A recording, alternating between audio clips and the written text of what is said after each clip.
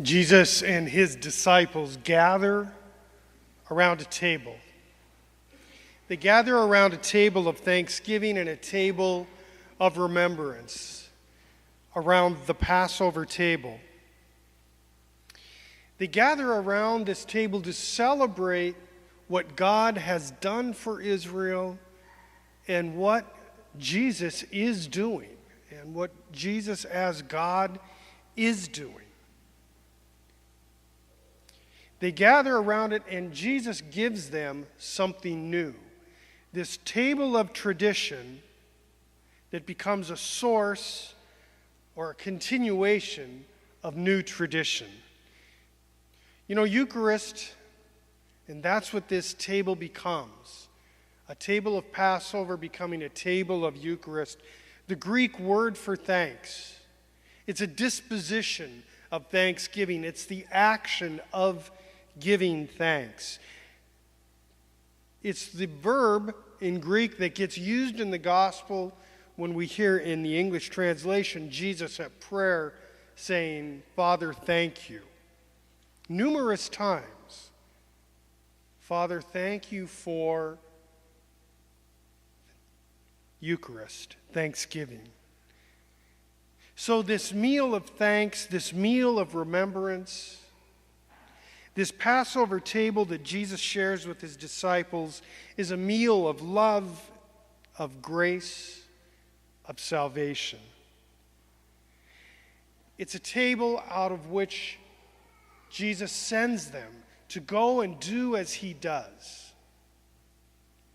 They're supposed to follow his example, they who know him, to follow his example so that others can follow that example, to teach that example. And so it's a table of hope. And it's a table of thanksgiving for a set of relationships that ends up, we know the rest of the story, like concentric circles spreading throughout the world. A table of hope because of the love that comes from it. Now, we know about Thanksgiving tables. We know about tables like this in our own lives. We have them in our homes and in our families, and they are the tables of our holiday meals as a family and our everyday meals as family. That experience of us coming together around a dining room table, around a kitchen table, around a picnic table. Those tables in our lives that are tables that teach us how to love, teach us about faith, meals that are more than just the consumption of food, meals that signify much more than people grabbing a bite to eat. We know them well. We relish them. We remember them. We remember them from our childhood. We remember them. They become values for us that we want to pass on to our families, to our children and our grandchildren. And so traditions are born around these tables that matter so much to us because they carry much more than merely the intake of food. They bring about our hopes. They bring about our values. They bring into action the thing they signify, family. Those tables are holy tables, all of those tables. The Passover table of Jesus and his disciples, those tables in our lives are holy places. They are tables of celebration, tables of mourning, tables of prayer that we gather around as families. They are sometimes tables of wise counsel,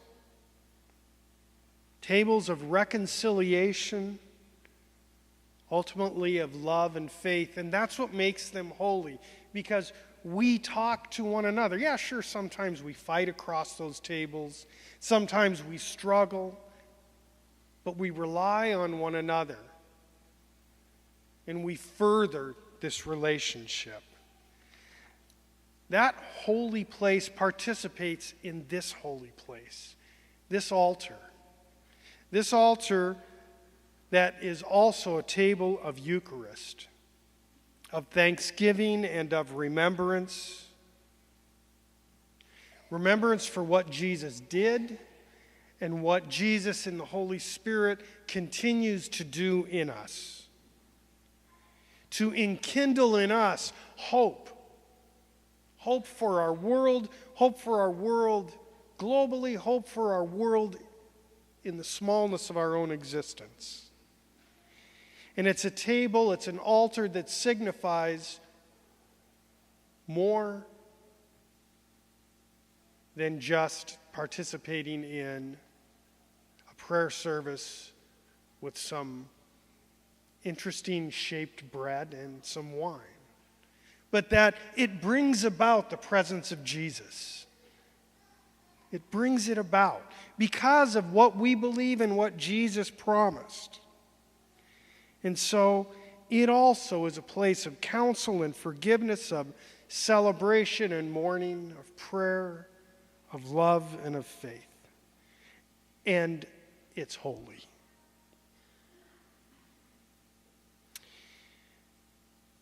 As humans, we participate in this long tradition. As Christians, we participate in this long tradition that ultimately is rooted and grounded in love. God's love for ancient Israel, Jesus' love for his disciples, Jesus' love for the 12 around him, Jesus' love for all those he came into contact with, our love for our families that we have given and received over all these years.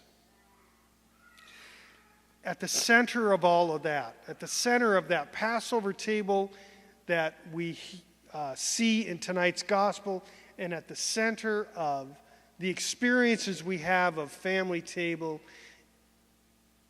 is this table of sacrifice, this altar that's the center of our faith, so that every time we come together as community of faith, and maybe it's not always a large celebration like this, but sometimes an everyday celebration, that the faith that we bring is strengthened and carried on. And so this tradition stays alive in a humble way that follows the example of Jesus.